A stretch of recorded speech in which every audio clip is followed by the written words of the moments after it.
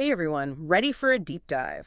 Today we're getting into something every product person thinks about. Yeah. Unique value propositions. That thing that makes your product a must-have, even in a crowded market. It's funny, we get lost in features and benefits, but the magic happens when you connect with the why, the deep down reason a customer chooses your product over all the others. Right. You can have the best widget, but if nobody gets why they need it, That's just a widget. And that's where our guide for this deep dive comes in. Tyler Dorsey, he's got tons of experience in B2B and B2C product marketing, and he says even a fantastic product can flop without the right positioning. Dorsey's not just about theory though, right? He's got a process for uncovering that unique value, which is what we'll unpack today. Yeah, and one thing that jumped out at me, he challenges a common assumption right off the bat. Simply having a solution isn't enough anymore. I'm intrigued because aren't we all trying to solve customer problems? We are. But think about it. Everyone's selling solutions these days, right? The key is understanding the customer's journey to that solution. Okay, so how do we actually do that? Well, Dorsey uses this great example, Aesop body wash. Not exactly cheap, right? You can get similar products for way less. Yeah, so sleek packaging, nice scents. But why are people willing to pay a premium for what's basically soap? Exactly. That's where understanding that customer journey is crucial. Dorsey says we need to step into their shoes, really get their motivations. He calls it the wear their shoes exercise, and it's way more than just demographics. Okay, let's walk through that. How does wear their shoes actually work? It's broken down into three parts. First is all about circumstances. So let's say you're selling high-end kitchenware, targeting those aspiring home chefs. Dorsey says go beyond the surface. Why are they so drawn to cooking in the first place? Right, it's like digging deeper into those underlying motivations. Someone might be buying a fancy stand mixer, but is it really to impress their friends with baking skills or maybe just to carve out time for themselves? Exactly. And that leads to part two, attempts. What have these aspiring chefs already tried? Maybe they splurged on a pricey cookbook but got overwhelmed by the instructions? Or maybe they got caught up in all the fancy gadgets and techniques they see on those cooking shows, right? Yeah, It's recognizing where the customer felt stuck. exactly. And here's where it gets really interesting. Dorsey says the third part, failures. This requires real authenticity. It's about acknowledging those times when the customer's efforts fell short. So we can't just talk about understanding customer struggles. We need to genuinely empathize with them. Exactly. Imagine you're selling that high-end kitchenware. Have you ever struggled with a complicated recipe? Felt that disappointment when something you made didn't turn out right? Okay, I have to admit, I've definitely had some kitchen disasters. I once tried making sourdough bread, and well, let's just say it was more brick than bread. You see, that's the kind of experience that makes your message resonate. It shows you're not just selling a product, you're offering a solution rooted in genuine understanding. Okay, so we're really connecting with the customer on a deeper level. I like it. But Dorsey doesn't stop there, does he? He says to craft a truly compelling UVP, you need to provide answers. Answers. Yeah, this is where it gets really interesting, and we'll unpack it more in the next part of our deep dive. You've piqued my curiosity. Tell me more about this concept of answers. Well, think of it this way. Dorsey believes providing answers is about adding value that's about more than features. It's context, insights, helping customers understand why your product matters. So you've stepped into your customer's shoes, right? Yeah. You get their journey, you understand their motivations. Now what? Yeah, that's the million-dollar question. Where do we go from there? Well, this is where Dorsey's answers come in. He says people crave more than just products.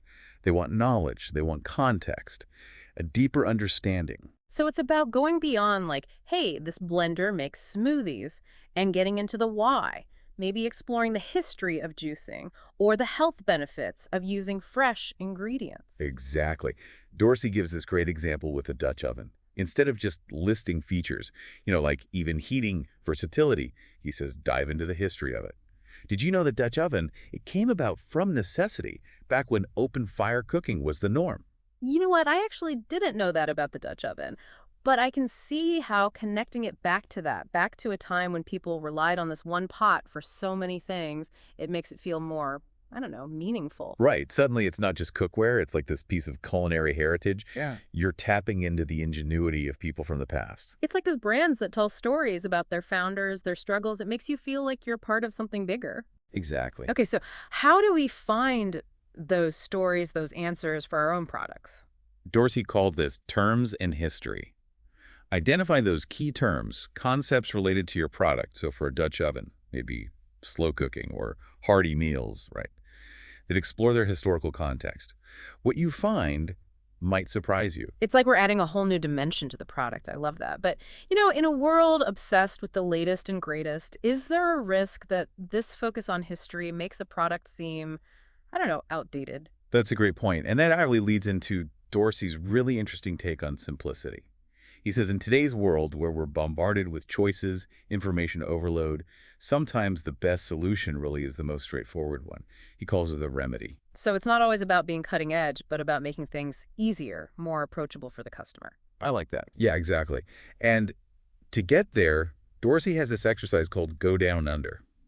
It's about reverse engineering the customer experience. Okay, I'm listening. You ask yourself, what's the absolute simplest, most direct way to help this customer achieve what they want? So instead of overwhelming them with features, you're focusing on that core value, that one thing your product does really well, working smarter, not harder, right? Exactly. And this all ties into what he calls fixes and alternatives. Now, he's not saying to ignore the competition, but it is about pinpointing what your product does that others don't. What are those unique advantages? So rather than saying our product is better, you're saying here's a different approach that won't work better for you. Right. He uses this example of a crock pot. Instead of competing with the speed of a microwave, you focus on the unique benefits of slow cooking. Coming home to a delicious meal, knowing what's in your food, things like that. It's about highlighting those specific advantages, even if they seem small, right? And framing them as a choice, not a competition. Like, hey, my alternative is takeout every night, but at least with this, I know exactly what my family's eating. Now you're getting it. And this actually leads us to one of Dorsey's most intriguing concepts, form, protection. It's about highlighting the care and guidance you've baked into your product. Form protection. Okay, now I'm really interested. Tell me more. Think of it like this. You wouldn't just hand someone a chef's knife and say, good luck.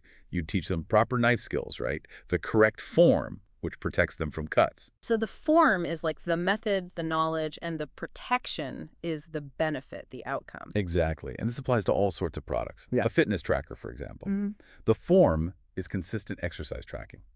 The protection, improved health and well-being. So it's about positioning your product as more than a solution. It's like a guide, a mentor that helps customers achieve their goals. I like that a lot. It builds trust. And that's key because, as Dorsey emphasizes, this all ties back to a values-driven approach. So we've gone from wear their shoes, getting those deep customer motivations, to answers, adding that extra context and value.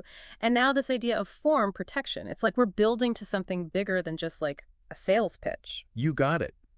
Dorsey's really hitting on a values-driven approach here. It's not just what you sell, it's why you sell it, right? Yeah. This form protection thing, it's about aligning your product with those core beliefs, showing that you care about guiding the customer towards a good outcome. I see what you mean. It's like you're not just selling a drill, you're selling the satisfaction of a perfectly built bookshelf, and one that they built safely because you took the time to show them how to use your tools properly. Exactly. It's about that end result, the value you're adding to their life.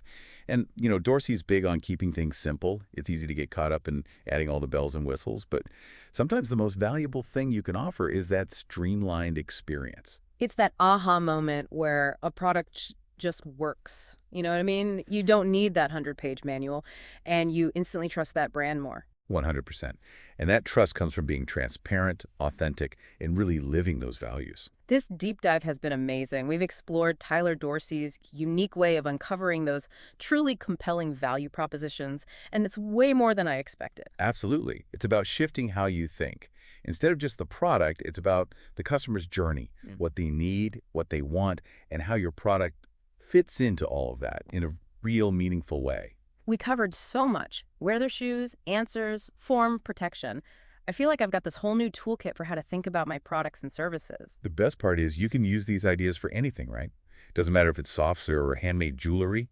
Understanding your customer and communicating your values, that's key. So as we wrap up, let me ask, after today's deep dive, what one thing will you do differently to uncover and share your unique value proposition?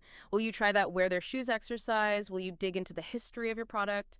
Or will you challenge yourself to simplify, to really get to the heart of what makes your product special and share it with the world? Whatever it is, remember, it's not just about what you sell, it's about the value you offer and the connection you build. Until next time, keep diving deep, and we'll see you on the next episode of The Deep Dive.